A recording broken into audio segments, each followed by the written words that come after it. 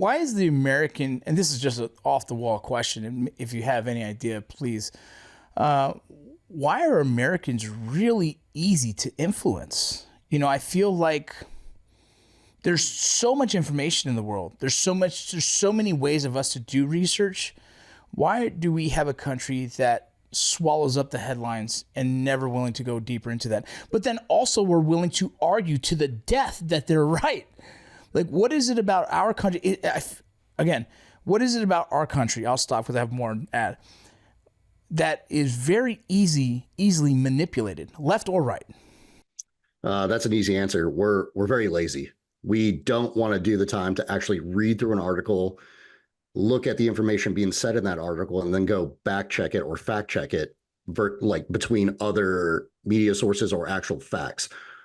A lot of people today will just see something on TikTok put out by an influencer. Like, I mean, you're pretty famous yourself in Hollywood, but Hollywood actors will put out a 30-second video on TikTok stating an article, and then most people will take that as truth, like, oh, well, they're a famous person, they know what they're talking about, or a politician puts it out, or whatever. So it just boils down to the American people are getting lazy on doing research and coming up with their own opinion on what is going on and backing up their opinion with facts. There used to be a time when my mom and my mother and father would be able to get the truth from the news.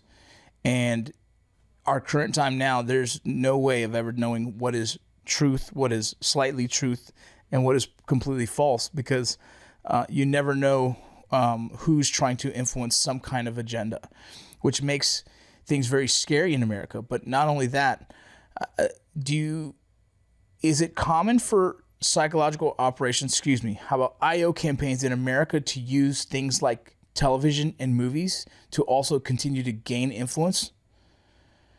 Yeah, absolutely. I mean, just look at the shifting dynamics of the country, and then look at how commercials are coming out. You got athletes coming out talking about certain things, TV shows coming out. I mean, you've been in television, so there's always a message within each episode for a certain target audience. So yeah, they're going to look at what's going on in the world and that's going to influence the way that they create their content and put it out to the American people or people worldwide. It doesn't have to be just here in America.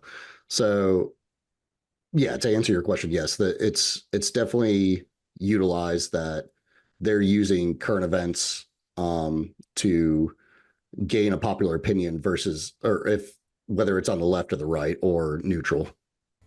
Is there like an ethical standard that has to be met when you're doing information dissemination through like these media channels? Is there some kind of laws that the media has to follow so that they're staying at least leaning towards truth? As far as the media companies themselves, I'm sure they have them. I'm sure they have their own version of their like JAG team, their lawyers that are like, hey, like you can push it this far, but you can't go beyond this. In the military, we are very cut and dry. Every time we do any sort of IO campaigns, the commander can approve it, but we always have a JAG lawyer and they're like, hey, no, you can't. Like, sorry, I overrule this.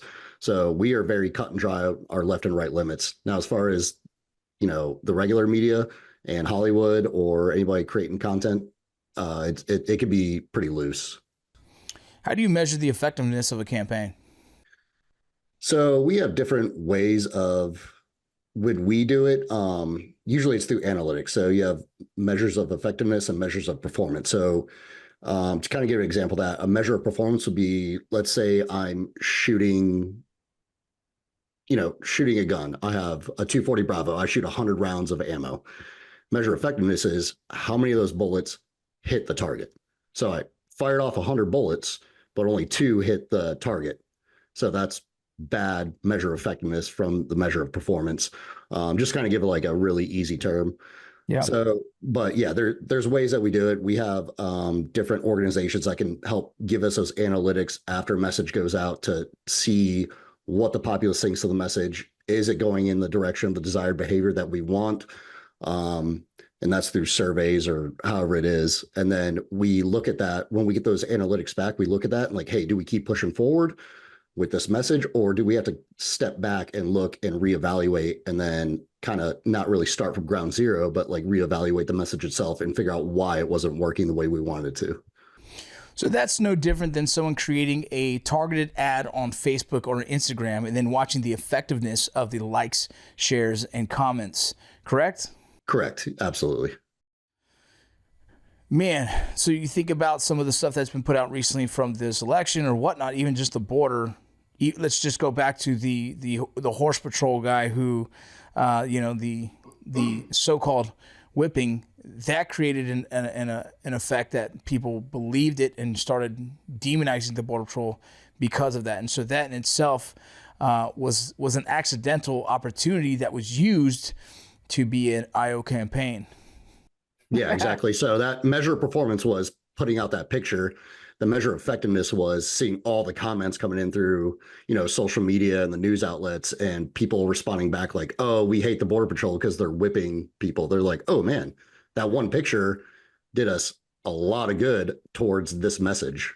So yeah, you're right there. Which is funny because I've seen the original video of one of the women who were a journalist down there at the time, and you watch the full video, you can see clearly it's not the case. But that video doesn't get spread far and wide, right? That's the misinformation kind of capitalized. So how do you address misinformation or counter PSYOP efforts when they're trying to undermine your campaigns? I would say, and use that in the terms of civilian style, if you don't mind. Yeah, I would say just the example we were just talking about. So you talked about there was probably a 15-minute video of that Border Patrol agent riding that horse.